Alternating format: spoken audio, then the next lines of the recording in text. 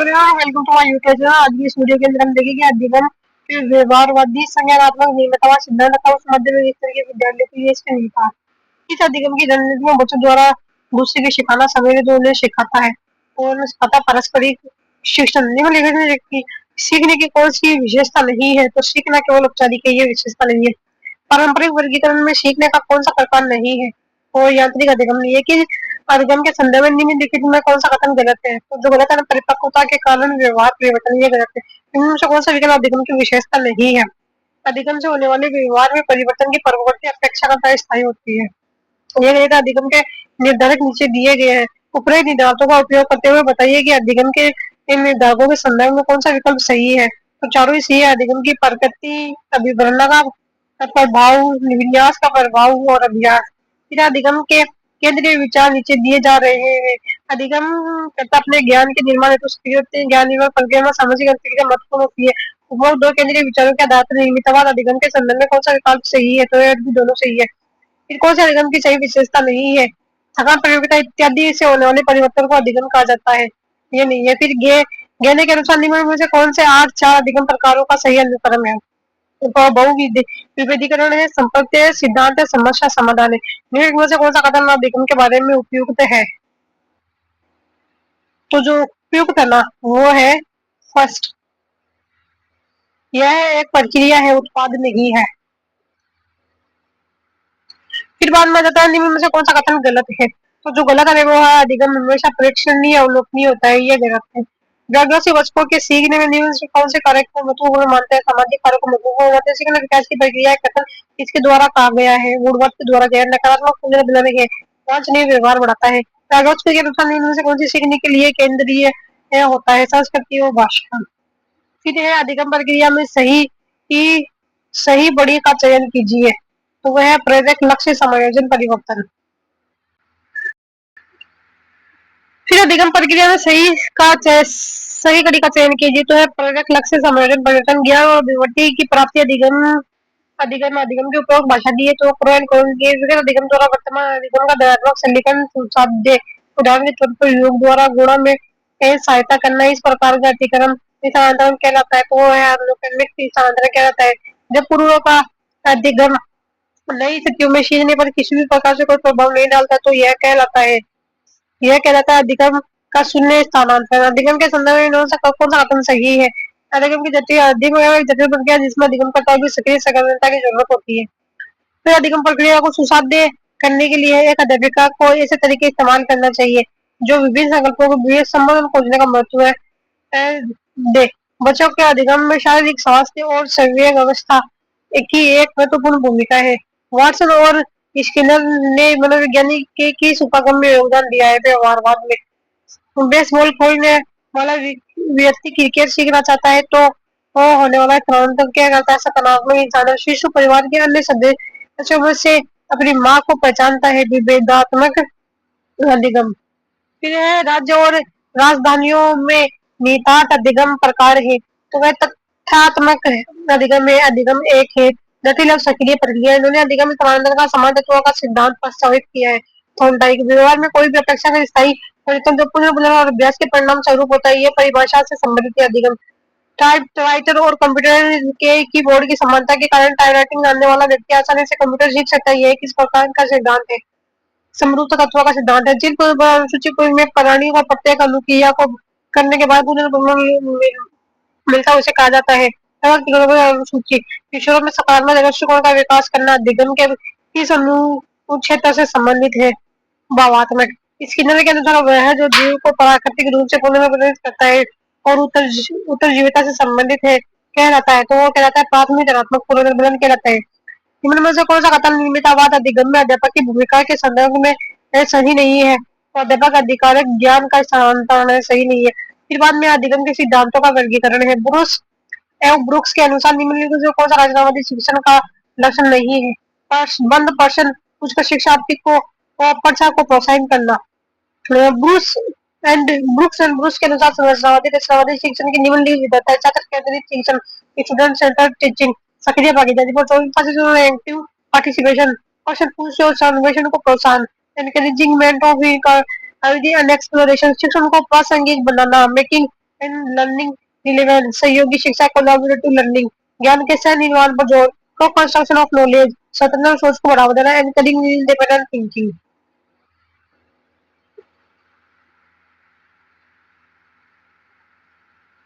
फिर बाद में पूर्व ज्ञान का उपयोग यूज ऑफ प्रायर नॉलेज चिंतनशील शिक्षण रिफ्लेक्टिव टीचिंग कठोर अनुशासन के बजाय लचीलापन flexibility instead of rigid discipline. निम्न में से कौन सा कथन नियमित अधिगम में अध्यापक की भूमिका के संदर्भ में सही नहीं है? तो जो सही नहीं है अध्यापक अध्यापक ज्ञान का सम्मान करता है ये सही नहीं। रचनावाद के बारे में निम्न में से कौन सा कथन सत्य है? जो सत्य है ना अधिगम अनुभव आधारित है। दुनिया के रचनावादी सिद्धांत के अनुसार अधिगम करने द्वारा स्वयं का प्रयासों से सर्वोत्तम रूप में अपने वातावरण के साथ अंतःक्रिया करने की ज्ञान की रचना कहलाता है तो अन्वेषण अधिगम कहलाता है। विद्यार्थी के अधिगम के मूल्यांकन हेतु निर्मितवाद परिपक्ष के अनुसार निम्न में से कौन सी प्रविधि उपयुक्त नहीं है? मानव मानकीकृत विश्लेषण मानकों के अनुसार संज्ञानात्मक कूट कोडिंग संज्ञानात्मक संगठन और संज्ञानात्मक रिहर्सल पूर्वाभ्यास अवलोकनात्मक अधिगम प्रक्रिया को निम्न में से किसको प्रभावित करते हैं? तो वो अवधारणा ठहराव को। टाइप एस अनुबंधन सिद्धांत दिया है तो दिया है पावलोव ने दिया है मानव व्यवहार व्यक्ति और वातावरण दोनों का प्रतिफल है यह प्रदर्शित करता है। इसी तरह का किया पशु अनुबंध सिद्धांत निम्नलिखित में से कौन सा शास्त्रीय अनुबंध सिद्धांत का नियम है? तो वह एंटोनोड एक नियम जो इस बात पर बल देता है कि यदि ये अनुक्रिया उत्पन्न होने पर प्रबंधन प्राप्त होता है तो उद्दीपक अनुक्रिया संबद्ध दृढ़ होते हैं और यदि अनुक्रिया उत्पन्न होने पर प्रबंधन नहीं प्राप्त होता तो वे कमजोर होते हैं कहलाता है। तो प्रभाव प्रभाव का नियम कहता है राजस्थानी शिक्षण विद्यार्थी को खोज आधारित अधिगम की ओर ले जाता है। थॉर्नडाइक के बहुकारक सिद्धांत के अनुसार एक गुणधर्म विशेषता किसी कार्य की कठिनाई को संदर्भित करता है जो एक व्यक्ति हल कर सकता है वह कहलाता है स्तर कहलाता है। अवलोकनात्मक अधिगम प्रक्रिया का सही क्रम है तो दानात्मक है दानात्मक है उत्पादन है और अभिप्रेरणा है। फिर बांडुरा के अनुसार जो लोग बार बार दंड प्राप्त करने के बाद मॉडल के बजाय उस मॉडल को चुनना अधिक पसंद करते हैं जो अच्छे परिणाम देने में प्रवीण हो इस कथन में अवलोकनात्मक अध्ययन की ये कौन सी प्रक्रिया सम्मिलित है? तो वह अवधारणात्मक विद्यार्थी सूचनाओं पर जोर विद्यार्थी सूचनाओं से परे जाकर ज्ञान निर्माण करते हैं उनके ये निम्न में से कौन सी सबसे उपयुक्त विधि है? तो वह रचनावाद नियमितवाद अधिगम के लिए निम्न में से कौन सी उपयुक्त परिस्थितियां है? तो वो है सारी है अधिगमकर्ता के पूर्व ज्ञान पर आधारित और अधिगम अर्थपूर्ण कार्य का निर्माण करना ज्ञान का सक्रिय सृजन और व्याख्या सामाजिक अंतर्क्रिया को सुगम सुविधाजनक बनाना शिक्षण में मुख्य संकेतों की अपेक्षा वास्तविक प्रत्यक्ष अनुभव प्रभावी होते हैं इस कथन का आधार है अनुभव शंकु। विकास का कौन सा सिद्धांत इस बात पर आधारित था कि ये बच्चे दूसरों के व्यवहार को देखकर उनकी नकल करके सीखते हैं सामाजिक अधिगम। फिर बाद के अंदर है हमको मिलान करना है। देखो जो क्रिया प्रसूत का जो सिद्धांत ना वो दिया था हमने स्किनर ने दिया था ठीक है। फिर बाद के अंदर जो प्रबलन का सिद्धांत ना वो दिया था सीएल होल ने दिया था। फिर बाद के अंदर है प्रयास एवं त्रुटि का जो सिद्धांत ना वो दिया था हमारे एल थोर्नडाई ने दिया था। फिर बाद के अंदर है क्लासिकल अनुबंध का सिद्धांत आईपी पावलोव ने दिया था। फिर बाद में निम्न में से कौन सा युग में गलत है? तो जो गलत है अपूर्ण अशाब्दिक अधिगम का सिद्धांत थॉर्नडाइक सीखने का सिद्धांत जो पूरी तरह से देखने योग्य पर निर्भर करता है सीखने के सिद्धांत से जुड़ा है व्यवहार से जुड़ा है। निम्न में से कौन सा एक व्यवहारिक दृष्टिकोण से संबंधित नहीं है? निर्णय परिहार की बजाय निर्णय की वस्तु तत्व के विश्लेषण पर बल प्रयास और त्रुटि अधिगम किसके द्वारा प्रतिबंधित किया गया है? थॉर्नडाइक द्वारा। फिर कौन सा युग्मन सही है? जो सही है थॉर्नडाइक संबंध बाद निम्न में से कौन सा शास्त्रीय अनुमान सिद्धांत का नियम है? विलोपन का नियम निम्नलिखित में से कौन सा सीखने का सकारात्मक सिद्धांत नहीं है? तो शास्त्रीय अनुबंध सिद्धांत नहीं है। निम्नलिखित में से कौन सा संप्रत्य शास्त्रीय या अनुबंधन से संबंधित नहीं है विस्तार नहीं है? कौन सा शास्त्रीय अनुबंधन की विशेषता है? शास्त्रीय अनुबंधन की विशेषता है तो वह अमेरिका मनोवैज्ञानिक स्किनर द्वारा तैयार किया गया। फिर ईएल फिर बाद में ईएल थोर्नडाइक के अनुसार सीखने के संबंध में कौन सा संबंध कथन सही नहीं है? अधिगम विचारों के माध्यम से होता है ये सही नहीं है। कौन सा युग्म निर्मितवाद का प्रकार नहीं है? भावतक निर्मितवाद मनोक्रियात्मक निर्मितवाद। फिर निर्मितवाद उपगम के संदर्भ में निम्न में से कौन सा कथन सही नहीं है? तो अध्यापक जो विद्यार्थी तक सही तथ्य और सूचनाओं को पहुंचाना चाहिए। लोग चीजों का अनुभव करके और उन अनुभवों पर चिंतन करके दुनिया की अपनी समझ और ज्ञान का निर्माण करते हैं। कौन सा सिद्धांत कहलाता है? निर्मितवाद। अधिगम की ज्ञान ज्ञान रचनावाद अवधारणा को सर्वप्रथम डीवी और प्याजे ने बताया था। व्यागोस्की के निर्मितवाद दृष्टिकोण के अनुसार अधिगम के लिए सहायता स्तर में परिवर्तन को सम्मिलित करने के लिए की तकनीकी है तो इसके फोल्डिंग रात का खाना खत्म करने के बाद मनीष संतुष्ट महसूस कर रहा था, तभी उसने बगल की मेज पर परोसे गए कुछ मीठे पकवान देखे और उसके मुंह में उसके स्वाद का संकेत देता है और लार के स्राव का ट्रिगर करता है, उससे खाने का मन करता है। तो है अनुबंध प्रक्रिया अनुक्रिया कक्षा में अधिगम विशेष निहितार्थ करने वाला थोंडाई का कौन सा योगदान है और भाव का नियम। हरहाल को सीखने चिल्लाने की आदत है। उसके माता पिता ने निर्णय लिया जब भी वह चिल्लाए तो उसे भोजन न दिया जाए। यह किसका उदाहरण है? नकारात्मक प्रबंधन का। शास्त्रीय या प्राचीन अनुबंधों में कुत्तों का प्रयोग के लिए कौन जाना जाता है? तो इवान पावलोव। कठिन समीकरण बी इक्वल्स टू पी जो यह बताता है कि व्यवहार आदि व्यक्ति है उसके वर्तन का उत्पाद है। किसने प्रतिपादित किया था? कट लेविन ने। निम्न में से कौन सा व्यवहार सिद्धांत व्यवहारवाद सिद्धांत क्या है? तो है क्लासिकल कंडीशनिंग। पावलोव। सीखने की सामग्री शुरू में बहुत जटिल होती है, क्रम से आसान हो जाती है और अंत में फिर में कठिन हो जाती है। सीखने का वह किस प्रकार होता है? ऐसा आकार का। आज पूरा अधिगम मुख्य रूप से किसके बारे में नहीं है? जानकारी को रखना। वाटसन ने क्लासिकल कंडीशनिंग चिर प्रतिष्ठित अनुकूलन के प्रयोग में किस जानवर का प्रयोग किया था? खरगोश। फिर है अधिगम अधिगम अक्षमता। कौन सी विकृति अधिगम अक्षमता की एक प्रकार है? तो वह डिसलेक्सिया। पढ़ने से संबंधित अधिगम क्षमता को डिसलेक्सिया कहा जाता है।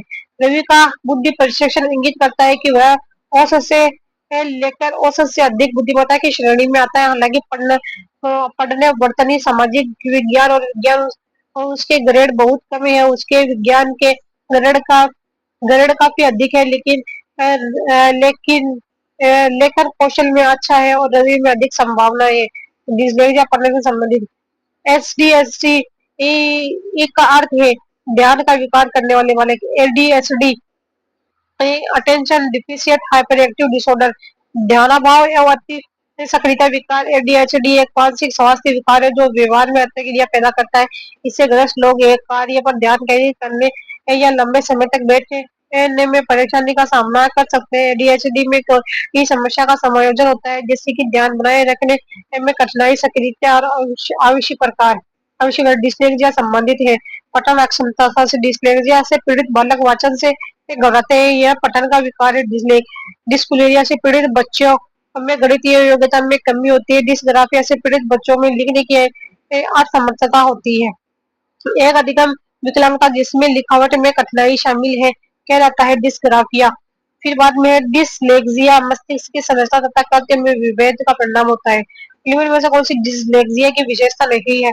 सीधे या उल्टे हाथ के प्रयोग के संबंध में निश्चय। एफ एव यह वह में न अक्षरों की ध्वनियों में अंतर न कर पाना अधिगम की समस्या से संबंधित है।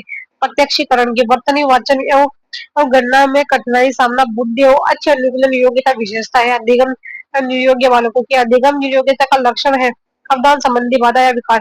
वे बच्चे जो विभिन्न प्रकार के अधिगम समस्या से ग्रसित होते हैं और उनके लिए अधिगम अक्षमता शब्द का प्रयोग सर्वप्रथम किया जाता है। कर्क।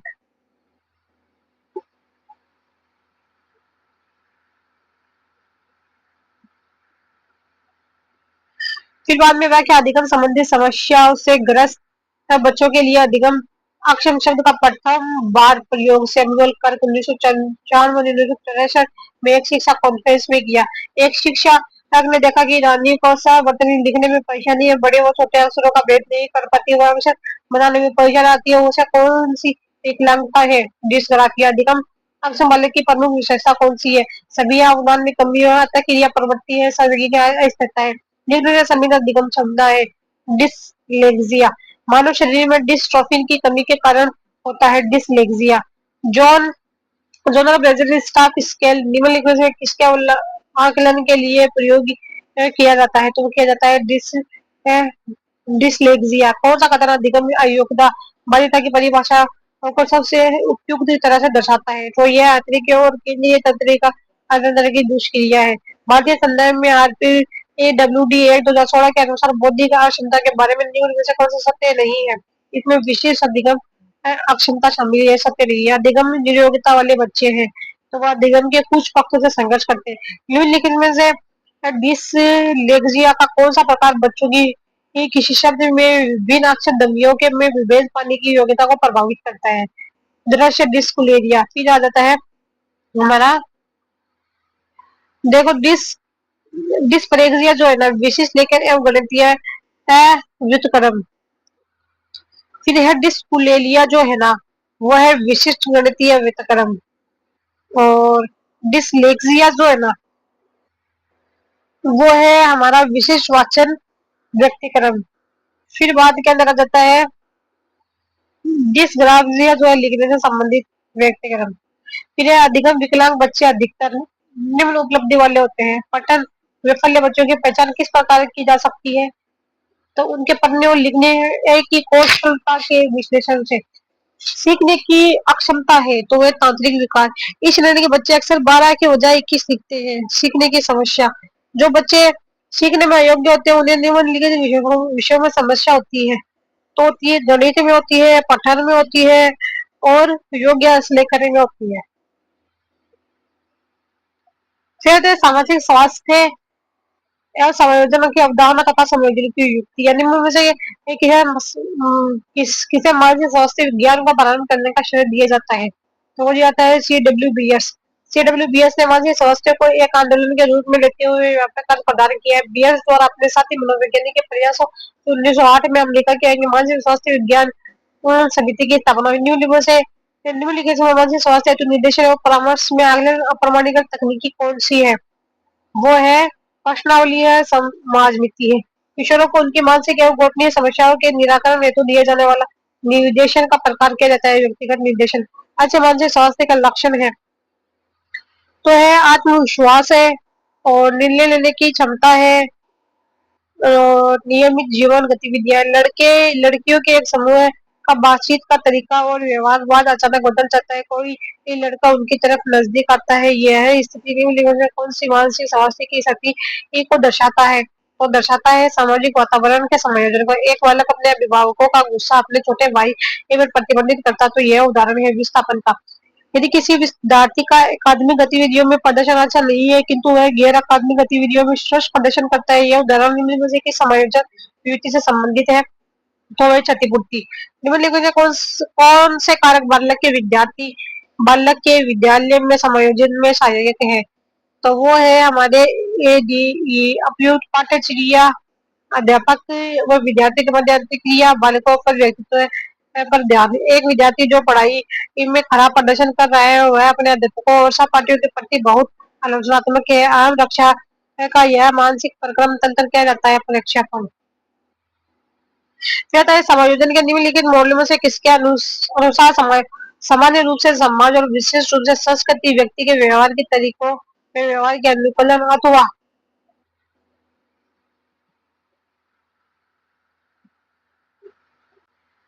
अथवा गैर अनुकूलन को प्रभावी प्रभावित कर संरचित करती है, जो उसके व्यक्तित्व को समायोजित बनाता है। तो वह जन्य सोशियो और जेनिक। फिर एक व्यक्ति में एक समय पर दो विभिन्न इच्छाओं का होना कहलाता है द्वंद कहलाता है। मतलब द्वंद एक ऐसी पीड़ा है ऐसी पीड़ादायक दायक से संवेगात्मक अवस्था जो एक दूसरे को काटने वाली विरोधी इच्छाओं से उत्पन्न तनाव के कारण चित्तों में आती है। लेविन ने द्वंद के निम्नलिखित प्रकार बताए हैं। ग्राह्य ग्राह्य अंतर्द्वंद, परिहार प्रहार, ताज्य ताज्य अंतर्द्वंद, ग्राह्य परिहार द्वंद, दोहराए ग्रह परिहार। इनमें से कौन सा सामाजिक रूप में स्वास्थ्य से मनुष्य का लक्षण नहीं है? तो अति संवेदनशीलता। निम्न में से कौन सा खराब मानसिक स्वास्थ्य का लक्षण है? आशंकित। निम्न में से कौन सा एक बच्चे के मानसिक स्वास्थ्य को प्रतिकूल प्रभावित करने वाला कारक नहीं है? शिक्षक की संवेगात्मक स्थिरता। मानसिक स्वास्थ्य मुख्य रूप से शिक्षा मनोविज्ञान के कौन से केंद्रीय क्षेत्र से संबंधित है? तो वह अधिगम करता। निम्नलिखित में से कौन सा मानसिक रूप से अस्वस्थ बालक का भौतिक लक्षण है? नाखून का चबाना। मानसिक स्वास्थ्य को संज्ञानात्मक संकेतकों में शामिल है तो वह संवेगात्मक संतुलन और है हमारा हास्य की भावना, वह है आर्थिक अभिप्रेरणा मानसिक स्वास्थ्य के संकेतक सकारात्मक संतुलन हास्य की भावना मानसिक अभिप्रेरणा है। निम्नलिखित में से कौन सा मानसिक स्वास्थ्य विज्ञान का उद्देश्य नहीं है, बल्कि बुद्धि को बढ़ाना। निम्नलिखित में से कौन सा सामाजिक रूप जैसे स्वस्थ मनुष्य की विशेषता नहीं है। अस्थिर चिंता मानसिक अवस्था को प्रभावित करती है, तो वो करती है, सारी ही करती है, शारीरिक स्वास्थ्य को भी करती है, व्यक्तित्व की भी करती है, समायोजन को भी करती है, चिंतन को भी करती है। निम्नलिखित से कौन सा अध्यापक को मानसिक स्वास्थ्य में सुधार में सहायक है। तो विद्यालय के मुख्याध्यापक का लचीलापन मानसिक स्वास्थ्य के संदर्भ में निम्नलिखित में कौन सा कथन सही नहीं है। तो जो सही नहीं है ना, वो है हमारा मानसिक स्वास्थ्य एक स्थिर संकल्पना है। देखो, मानसिक स्वास्थ्य गतिशील व सकारात्मक अवधारणा है। मानसिक स्वास्थ्य विज्ञान नियमों का समूह है जो व्यक्ति को स्वयं तथा दूसरे के साथ शांति में रहने के योग्य बनाता है। यह किसने कहा है? कार्ल सैनिक ने कहा है। मानसिक स्वास्थ्य वास्तविक एकता के आधार पर वातावरण से प्राप्त सामंजस्य करने की योग्यता है। प्रस्तुत परिभाषा किस मनोवैज्ञानिक द्वारा दी गई है? लेडल द्वारा। मानसिक आरोग्यता के विज्ञान को आरंभ करने का श्रेय दिया जाता है CWS को दिया जाता है। कुछ संवेदन का कौन सा तत्व विशेष रूप से निर्णय लेने में संबंधित है? निम्न में से कौन सा कुछ संवेदन का व्यवहार लक्षण है? तो वह आक्रामकता। निम्नलिखित में कौन सी परिस्थिति समायोजन को बढ़ावा देती है? तो ये विक्षिप्त भय और चिंता से मुक्ति। समायोजन के लिए एक युक्ति के रूप में रक्षात्मक युक्तियों के प्रयोग को मौलिक रूप से किसको द्वारा प्रस्तुत किया गया? सिमन फ्रेड। शिक्षक का असहानुभूति पूर्ण तथा कठोर दृष्टिकोण प्रभाव कहलाता है, तो स्वास्थ्य कहलाता है।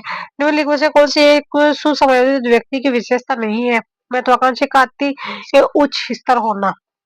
पर्यावरणीय आवश्यकताओं के अनुरूप व्यवहार करना कहा जाता है समायोजन। निम्नलिखित में से कौन सा समायोजन का प्रत्यक्ष तरीका है? तो वह लक्ष्य का प्रत्यक्ष स्तर पर समायोजन के संदर्भ में कौन सा गलत है? तो जो गलत है या रिजल्ट करने वाली प्रक्रिया नहीं है।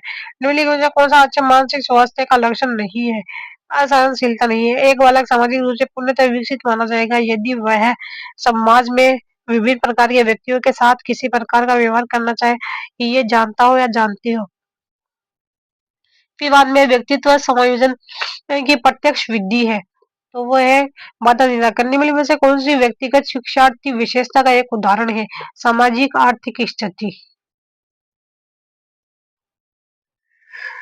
फिर बाद में है आक्रामक व्यवहार करता है और विद्यालय के मानदंडों को नहीं मानता। इस विद्यार्थी को जिस सहायता की आवश्यकता है वह कहलाती है भावात्मक क्षेत्र। रमेश को अपने पारिवारिक समारोह में भाग लेना पसंद नहीं है और अपने माता पिता को उदासीन रखना नहीं चाहता है। यह संघर्ष है। उपागम परिहार समायोजन प्रक्रिया के दौरान विद्यार्थीगण बहुत से विरोधाभासी परिस्थितियों से गुजरते हैं। उदाहरण स्वरूप एक विद्यार्थी शिक्षक के सामने अपने गलतियों को स्वीकार करना चाहता है और इसके साथ ही वह शिक्षक द्वारा दंडित होने से भी डरता है। निम्नलिखित में से में किसके सापेक्ष में इसे अच्छी तरह समझाया गया है? तो वह पद्धति वर्जन विरोधाभासी परिस्थिति है। जब दो विरोधी प्रेरणाएं एक समय में उत्पन्न हो जाए तथा है में एक समय में ही उसकी संतुष्टि चाहिए, उसे द्वंद कहते हैं। एक 8 वर्षीय बालक अपने छोटे भाई की तरह घुटने में चलता है, तो यह प्रतिगमन कहलाता है। तनाव को कम करने के लिए अचेतन मन का प्रयोग करना चाहिए, कहलाता है रक्षात्मक युक्तियाँ। किसी रक्षात्मक तंत्र में एक व्यक्ति अपने काल्पनिक जगत में अपने अनगिनत इच्छाओं को पूर्ण कर तनाव मुक्त हो जाता है, तो वह दुआस्वपन। एक विद्यार्थी परीक्षा में अनुत्तीर्ण होने का आरोप अध्यापक अध्यापन विद्या कठिन प्रश्न पर लगाता, तो वह कौन से आम रक्षा युक्ति का प्रयोग कर रहा है? तर्क संगतिकरण। एक वृद्ध व्यक्ति हमेशा अपने अपने पूर्व के जीवन की सफल उपलब्धियों के बारे में बताता रहता है। समायोजन क्रियाविधि का यह उदाहरण निम्न में से कौन सी रक्षा युक्ति से संबंधित है? तो प्रतिदमन। बालक जो अपने विद्यालय में अच्छा कार्य नहीं करते, प्राय अपने अध्यापकों की आलोचना करते हैं, समायोजन की यह यांत्रिकी कहलाती है प्रक्षेपण। निम्नलिखित में से कौन सी रक्षात्मक युक्ति नहीं है? साचार्य नहीं है। एक वयस्क का कठिन परिस्थितियों में बच्चे की तरह रोना किस प्रकार का प्रतिरक्षात्मक है? तो है प्रतिगमन। एक अधिक लड़की ऊंची हड्डी की जूती पहनकर लंबी दिखना चाहती है, उस निम्न में से कौन सी रक्षा की युक्ति है? तो क्षतिपूर्ति। निम्न में से कौन सा तनाव को कम करने का अप्रत्यक्ष ढंग है? तो वो उदात्तीकरण। जब व्यक्ति किसी समस्या का प्रत्यक्षीकरण समाधान नहीं कर पाता, तो समायोजन के लिए व्यक्ति मनोरचना से समस्या का अप्रत्यक्ष समाधान करता है। इन्हें रक्षात्मक युक्तियां भी कहते हैं। उदात्तीकरण की एक रक्षात्मक युक्ति है। फिर वह सुमेलित नहीं है, तो जो नहीं है ना, वो है युक्तिकरण, अपना गुस्सा दूसरों पे उतारना, ये सम्मिलित नहीं है। तनाव को कम करने के लिए तनाव को कम करने एक अप्रत्यक्ष ढंग कहलाते हैं। रक्षात्मक यांत्रिकता, शारीरिक निरोग्य वाले व्यक्ति के लिए निम्न में से कौन सी युक्ति रक्षा तंत्र में संबंध सबसे संतोषजनक होगी? अतिकल्पना, रक्षा तंत्र बहुत सहायता करता है दबाव से निपटने में। एक समायोजन तंत्र में अतीत, वर्तमान और प्रस्तावित व्यवहार के अनुमानित कारणों के में तार्किक और सामाजिक रूप से सोचना शामिल है कहलाता है।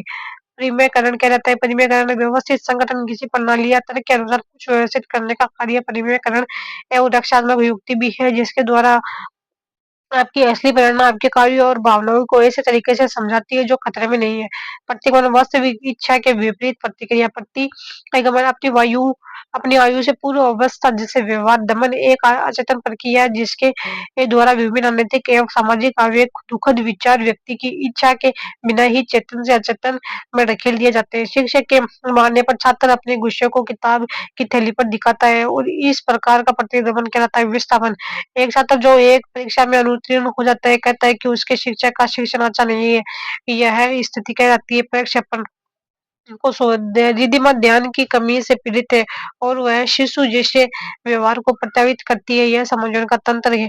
प्रतिगमन, निशा अपने कक्षा में आक्रामकता प्रदर्शित करती है और अक्सर अपने सहपाठियों को ही आक्रामक बताती है। इसमें रक्षात्मक मनोरंजन को पहचानिए। प्रक्षेपण, दो आकर्षक लक्ष्यों के बीच के संदर्भ में उत्पन्न संघर्ष है। उपागम, इन्होंने रक्षा तंत्रों के बारे में बताया है।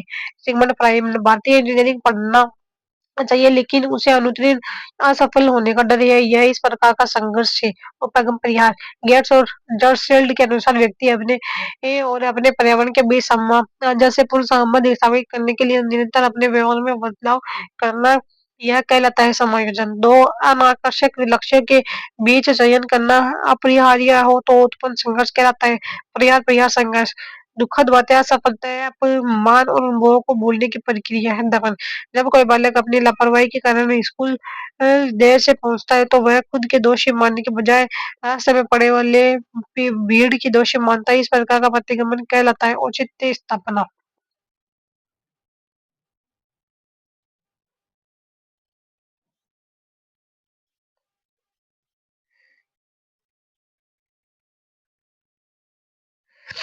फिर बात के अंदर है संवेगात्मक बुद्धिमत्ता और शिक्षण अधिगम में इसके निहितार्थ। निम्न से कौन सा संवेगात्मक बुद्धि का एक घटक है? तो वो है हमारे चारों ही है। संवेगात्मक प्रत्यक्षण, संवेगों का उपयोग, संवेग का उद्बोधन, संवेगों का प्रबंधन। सालोवी और मेयर्स ने 1997 में संवेगात्मक बुद्धि के घटक है का उल्लेख किया है। संवेगों की पहचान, संवेगों का प्रभाव, अवगत कराना, संवेगों को समझने की योग्यता, संवेग नियमन।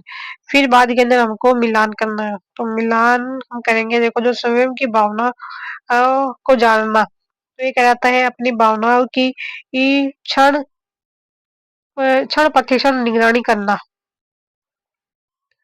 फिर बात के अंदर है संबंधों को संभालना, तो ये जो है वो है दूसरों की भावनाओं को व्यवस्थित करने का कौशल। फिर बाद में है भावनाओं का प्रबंधन, यह है संवेग और भावनाओं को संभालना ताकि वे संयुक्त रहे। फिर बाद के अंदर है स्वयं को प्रोत्साहित करना, लक्ष्य प्राप्ति हेतु समय उत्पन्न करना। निम्न में कौन सा संवेगात्मक बुद्धिमत्ता से संबंधित नहीं है? तो जो नहीं है ना, संवेगों को अनदेखा करना सम्मिलित नहीं है। सेलोवी और मेयर्स के अनुसार जिन लोगों में तदनुभूति होती है वे सूक्ष्म सामाजिक संकेतों के प्रति अधिक सजग होते हैं। यह संवेग बुद्धि के निम्नलिखित में से किस मुख्य क्षेत्र को दर्शाता है? तो दूसरों का संवेग की पहचान। अत्यधिक प्रतिभावान बालकों के 140 व उससे ऊपर की बुद्धि लब्धि होती है। टर्मन की बुद्धि लब्धि वर्गीकरण के अनुसार अत्यधिक प्रतिभावान बालक की बुद्धि लब्धि 140 व उससे ऊपर होती है। निम्न में से कौन सा बुद्धि का निष्पादन का परीक्षण है? बाठिया बैटरी। निष्पादन परीक्षाएँ, क्रिया परीक्षाएँ भाषा रहित की परीक्षाएँ होती है। ये परीक्षाएँ ठोस वस्तुओं पर आधारित होती है। ये प्राय व्यक्तिगत परीक्षा होती है। डॉक्टर चंद्रमोहन भाटिया द्वारा Bhatia performance based test battery के नाम से बुद्धि परीक्षण तैयार किया गया, जिसमें 5 उप परीक्षण है। को है ब्लड डिजाइन परीक्षा, अलेक्जेंडर पास एलोंग परीक्षा, पैटर्न्स ड्राइंग परीक्षा, अंकों से संबंधित तात्कालिक स्मृति परीक्षा, चित्त निर्माण परीक्षा, एक इस बैटरी की अंतिम 3 परीक्षाएँ श्री भाटिया ने स्वयं विकसित की है।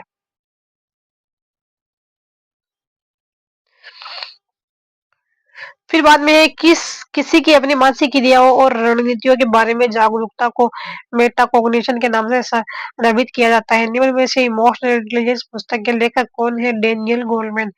फिर सेल्वे और मेयर्स ने सामयिक बुद्धि का प्रतिपादन किया जिसकी वैज्ञानिक एआर सैद्धांतिक व्याख्या गोलमैन 1998 ने अपनी बहुचर्चित पुस्तक emotional intelligence why tin can matters more than IQ में की है एवं स्पष्ट किया है कि जिंदगी की सफलताओं का केवल 20% बुद्धि लब्धि के कारण होता है और 80% सफलता समय की बुद्धि के कारण होती है। हार्डर गार्डनर का कहना है कि कई प्रकार की बुद्धि और दिमाग के फ्रेम होते हैं उसके द्वारा सुझाई गई बुद्धि की श्रेणी कौन सी है? प्रकृतिवादी कौशलता। स्टैनफोर्ड विक्टर स्केल से एक व्यक्ति के निम्नलिखित गुण को मापा जाता है। बौद्धिक। फ्रेंच मनोवैज्ञानिक एल्फ्रेड बिने को बुद्धि की परीक्षाओं का जन्मदाता कहा जाता है। 1916 में स्टैनफोर्ड विश्वविद्यालय ट्रेनमैन ने इसका संशोधन किया। सन 1931 में मेरिल के सहयोग ने इसका नया रूप तैयार किया और फिर 1960 में तैयार किए गए परीक्षण को स्टैनफोर्ड बिने कहा जाता है। इस स्केल की परीक्षाएं 2 से 22 वर्ष तक के व्यक्तियों के लिए बनाई गई है। फिर बाद में निम्नलिखित में से कौन सा भावात्मक बुद्धि की संकल्पना को विकास से संबंधित नहीं है? हेनरी रिचर्ड नहीं है। निम्नलिखित में से कौन सा संवेगात्मक बुद्धि के मापन हेतु मानवीय परीक्षण नहीं है? तो जो नहीं है वो थर्स्टन सांवेगिक बुद्धि मापनी नहीं है। गोलमैन की पुस्तक संवेगात्मक बुद्धि के अनुसार निम्नलिखित में कौन सी कथात्मक संवेगात्मक बुद्धि के संदर्भ में सही है? तो वे संवेगात्मक बुद्धि आईक्यू बुद्धि की तुलना में अधिक प्रभावशाली है। सेलोवी एवं मेयर्स ने आरंभ में संवेगात्मक बुद्धि के कौन सी बुद्धि का एक प्रकार माना था? सामाजिक बुद्धि। कौन सा गोलमैन द्वारा प्रदत्त सामयिक बुद्धि के 5 घटकों में से प्रमुख घटक नहीं है? संवेगों का प्रकटीकरण नहीं है। सामयिक बुद्धिमत्ता के महत्व से संबंधित निम्नलिखित कथन दिए गए हैं, सही कथन का चयन कीजिए। तो उस संवैधानिक बुद्धि वाला व्यक्ति अपने जीवन में कुछ भी करता है इसमें सफल होने की संभावना होती है। कौन सा कथन विकास पैमाने पर संवेगात्मक बुद्धि के आत्म मूल्यांकन के लिए सर्वोत्तम है? तो वह अन्य व्यक्तियों से सहयोग करता है।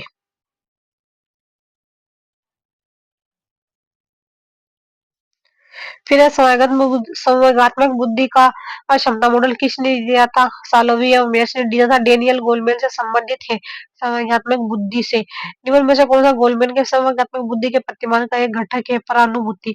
किसने अपनी पुस्तक में यह कहा है कि सामयिक बुद्धि शक्तिशाली होती है और कभी-कभी बुद्धि लब्धि से भी ज्यादा शक्तिशाली हो जाती है जबकि बुद्धि लब्धि का जीवन की सफलता में योगदान 20% होता है और अन्य कारक विशेष रूप से योगदान देते हैं। डेनियल गोलमैन में एक अध्यापक अपने विद्यार्थियों की संवेदनात्मक ऊर्जा को उपयोगी और सामाजिक मान्य मान्य माध्यम द्वारा अभिव्यक्ति संचालित करने का प्रयास करता है, यह कहलाता है संवेगात्मक नियंत्रण कहलाता है। मेयर्स और सेलेरी के अनुसार संवेगात्मक बुद्धि की परिभाषा में निम्न में से कौन सा लक्षण सम्मिलित नहीं किया गया है? दूसरों के संवेग का नियंत्रण नहीं किया गया। संवेगात्मक बुद्धि का प्रत्यक्ष प्रभुत्व है तो वो है हमारा जैसे कि संवेगात्मक सजगता है, संवेगात्मक नियंत्रण है। फिर बाद में गोलमेल की पुस्तक संवेगात्मक बुद्धि के अनुसार निम्न में से कौन सा कथन संवेगात्मक बुद्धि के संदर्भ में सर्वाधिक उपयुक्त है? यह व्यक्ति के जीवन के सभी क्षेत्रों में सहायक है। डेनियल गोलमैन के अनुसार जीवन में मिलने वाले 80% सफलता का श्रेय संवेगात्मक बुद्धि को हो जाता है। आईक्यू का योगदान जीवन में मिलने वाली सफलताओं में 20% ही है। निम्न में से कौन सी सांवेगिक रूप में बुद्धिमान व्यक्ति की विशेषता नहीं है?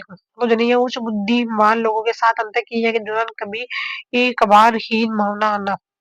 फिर आ जाते हैं सिलोविया मेयर्स ने सामयिक बुद्धि का प्रतिपादन किया जिसकी वैज्ञानिक और सैद्धांतिक इस संख्या गोलमेन 1998 ने अपनी एक बहुचर्चित पुस्तक emotional intelligence writing can matters more than IQ में की है वो स्पष्ट किया है कि जिंदगी की सफलता का केवल 20% बुद्धि लब्धि के कारण होता है और 80% सफलता सामयिक बुद्धि के कारण होती है। एक विद्यार्थी जो प्राय अपने मित्रों के प्रति रूखा, भद्दा और असहानुभूतिपूर्ण था, जो उसने अब व्यवहार में सुधारने के लिए ये निम्न में से किस क्षेत्र में प्रशिक्षण लेने की आवश्यकता है? संवेगात्मक बुद्धि।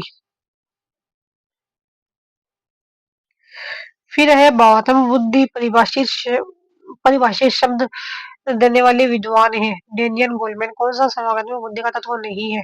उद्यमी समर्थता नहीं है। समागम में बुद्धि नामक अवधारणा को लोकप्रिय गोलमैन ने बनाया। यदि बालक की वास्तविक आयु 13 वर्ष और मानसिक आयु 14 वर्ष हो तो बुद्धि लब्धि कहलाती है। 1916 में टर्मन ने बुद्धि लब्धि का सूत्र ज्ञात करने के लिए सूत्र में 100 गुणा कर दिया। बुद्धि लब्धि का सूत्र मानसिक आयु वास्तविक आयु इंटू 100 पैसा अनुसार बुद्धि लब्धि 14 बटे 13 इंटू 100 107.69। एनसीईआरटी की मनोवैज्ञानिक कक्षा में 12 के अनुसार बुद्धि लब्धि शब्द का सबसे पहले विलियम स्टोन ने प्रतिपादित किया था। बुद्धि लब्धि आयु की गणना का सूत्र है मानसिक आयु वास्तविक आयु इंटू 100। फिर बाद के अंदर है निम्न में दिए गए स्तर में शिक्षणीय वर्गों को चुनिए। जो शिक्षणीय वो है 70 से 90, 50 से 70।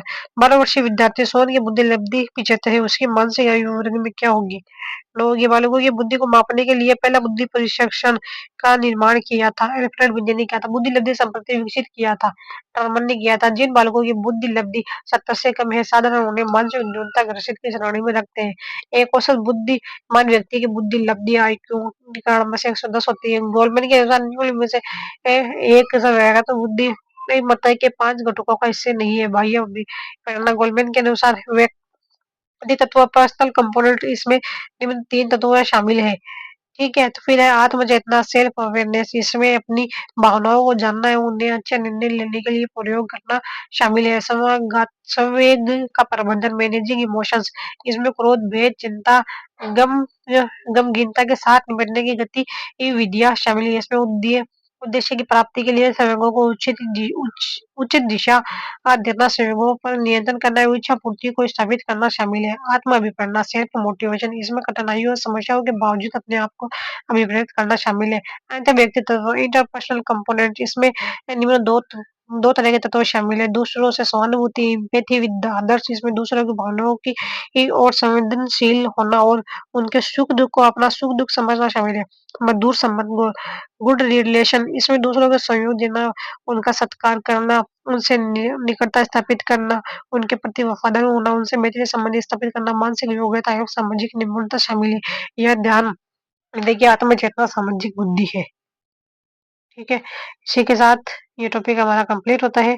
आगे का वीडियो हम दूसरे में देखेंगे, तब तक के लिए बाय बाय, टेक केयर।